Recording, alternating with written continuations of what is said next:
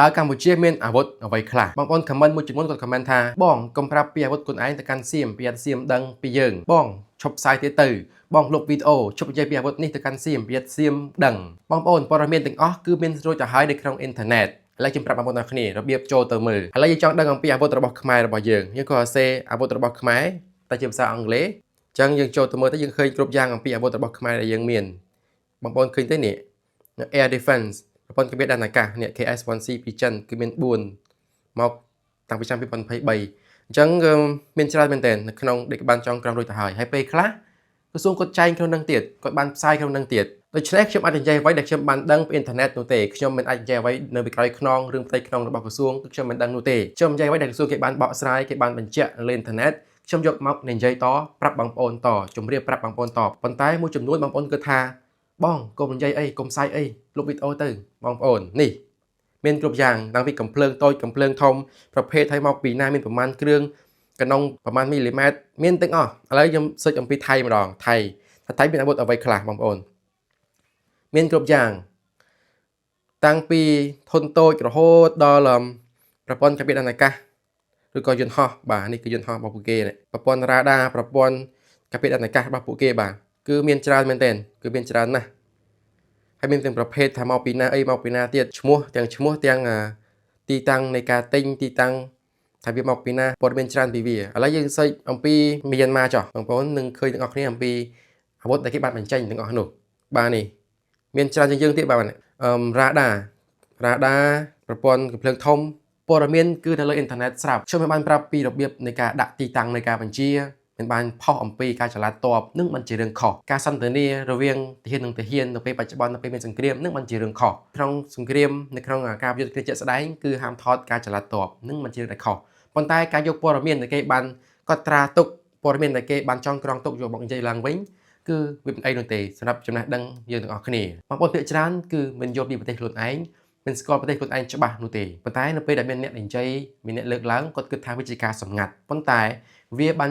មាននៅលើអ៊ីនធឺណិតរួចទៅហើយឥឡូវខ្ញុំប្រាប់វិធីប្រើ AI ម្ដងឥឡូវយើងនិយាយពី ChatGPT ឥឡូវបើខ្ញុំជាសៀមវិញខ្ញុំចង់ដឹងថាតើ BM21 ខ្សោយអ្វីខ្លះឥឡូវខ្ញុំដាក់តួជាសៀមឧទាហរណ៍ចំណុចខ្សោយនៃ BM21 អញ្ចឹងវានឹងប្រាប់យើងគ្រប់យ៉ាងអត់មានការការពារ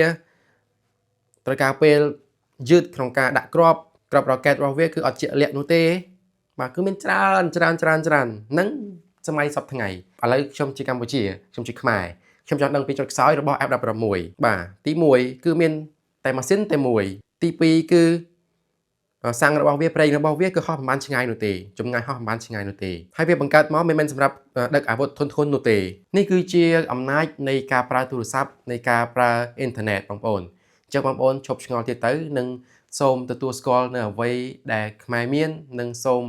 យល់ដឹងពីរឿងរ៉ាវដែលយើងគួរដឹងប៉ុន្តែរឿងរ៉ាវដែលយើងមិនគួរដឹងគឺខ្ញុំមិនបានរៀបរាប់ក្នុងវីដេអូរបស់ខ្ញុំនោះទេខ្ញុំនិយាយអ្វីដែលក្នុងអ៊ីនធឺណិតបានប្រាប់ហើយគេបានប្រាប់អស់ទៅហើយប្រាប់ពីទីតាំងប្រាប់ទាំងអាវុធប្រាប់ទាំងប្រភេទប្រាប់ទាំងចំនួននៃអាវុធខ្ញុំក៏អាចលើកឡើងដើម្បីចែកចាយបន្តទៀតទេដើម្បីជាចំណេះដឹងយើងទាំងអស់គ្នានេះគឺជា coordinate នៃ Google Map នៃទីតាំងរបស់ថៃដែលទុក F16 ទីតាំងកន្លែងលានដ្ឋានរបស់ថៃបាទយើងឃើញតែម្ដងមកនេះគឺជាទីតាំងរបស់ F16 នោះកន្លែងទុករបស់វានេះ F16 មក Gripen នេះគឺនៅមួយជួរនេះហើយខ្ញុំមិនអាចនិយាយលើសឬក៏និយាយខ្វះបាននោះទេអំពីអាវុធទាំងអស់នោះព្រោះថាខ្ញុំនិយាយតាមក្រុមហ៊ុនដែលបានបង្កើតក្រុមហ៊ុនដែលបានផលិតអាវុធទាំងអស់នោះខ្ញុំអាចនិយាយថាល្អថាអត់ល្អអាក្រក់ថាល្អនោះទេខ្ញុំនិយាយអ្វីតាមក្រុមហ៊ុនគេបានចែងមកតាមពិភពលោកគេបានចែងមកតាមប្រទេសនានាដែលគេបានប្រើប្រាស់និងបានសាកល្បងនេះគឺជាវីដេអូមួយដែលខ្ញុំចង់បកស្រាយអំពីបញ្ហានៃអ្នក comment នៅក្នុងវីដេអូរបស់ខ្ញុំបានបកប្រែជាភាសាអង់គ្លេសទៅភាសាខ្មែរហើយដើម្បីចែកចាយបងប្អូនគ្នាទស្សនាប៉ុន្តែបងប្អូនមួយចំនួនគឺនៅតែមានបញ្ហាមិនចូលចិត្តវីដេអូប៉ុន្តែសម្រាប់ការយល់ដឹងមនុស្សមួយចំនួនធំគឺគាត់យល់ស្រាប់ហើយអំពីរឿងរ៉ាវទាំងអស់នោះប៉ុន្តែមួយចំនួនតូចដែលគាត់មិនបានយល់គាត់ទៅវល់ឲ្យការងាររបស់គាត់មិនបានដឹងអំពីសកម្មភាពយោធាឬក៏ពាក់ព័ន្ធជាមួយនឹងវិស័យការពារជាតិខ្ញុំចូលចិត្តវិស័យការពារជាតិខ្ញុំចូលចិត្តចែកចាយចូលចិត្តស្រាវជ្រាវអំពីវិស័យការពារជាតិប៉ុន្តែយើងអាចធ្វើបានអ្វីដែលយើងអាចឃើញតែប៉ុណ្ណោះនៅលើអ៊ីនធឺណិតយើងមិនអាចយល់អំពីស្តង់ដារនៃរឿងផ្ទៃក្នុងរបស់គេបានទេតែខ្ញុំក៏មិនដែលបានធ្វើការនៅទីនោះមិនដែលបានទៅទស្សនានៅក្រសួងការពារជាតិពិតប្រាកដខ្ញុំមិនដឹងនោះទេខ្ញុំដឹងតែអ្វីដែលគេបានកត់ត្រាទុកលើអ៊ីនធឺណិតឯកសារនៅក្នុងអ៊ីនធឺណិតតែប៉ុណ្ណោះ ថៃគេដឹងគ្រប់យ៉ាងអស់ហើយប្រជាជនគេក៏គេដឹងអ្នកធ្វើការកម្មវិស័យការពារជាតិក៏គេដឹងថៃគេមានក្រុមហ៊ុនគេមានឧស្សាហកម្មផលិតអាវុធបានខ្លួនឯងទៀតណោះយកចក្រវិទ្យាអ៊ីស្រាអែលយកមកផលិតជាអាវុធកំភ្លើងធំហើយរឿងប៉ុណ្ណឹងមិនបានគេធ្វើមិនបានគាត់យកមេដៃមកសរសេរជាពាក្យហើយចេញព័ត៌មានមកបែបនេះថៃអាចទិញមានលុយទិញ F16 Gripen គេបានស្រាវជ្រាវអស់ទៅហើយតែគេត្រូវការអ្វីហើយគេសរុបទិន្នន័យប្រមូលទិន្នន័យពីយន្តហោះចម្បាំងលើពិភពលោកហើយទិញ Gripen និង F16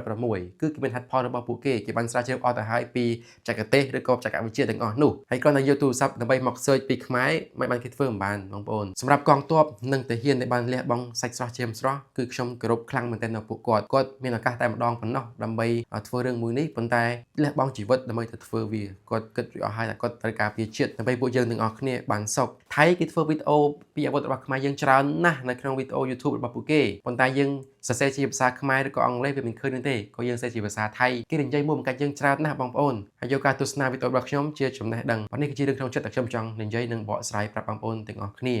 ជួបគ្នានៅវីដេអូក្រោយបងប្អូនទាំងអស់គ្នាសូមអរគុណសម្រាប់ការទស្សនាវីដេអូរបស់ខ្ញុំតាំងពីដើមដល់ចប់សុខសប្បាយគ្រប់ក្រុមគ្រួសារសូមអរគុណ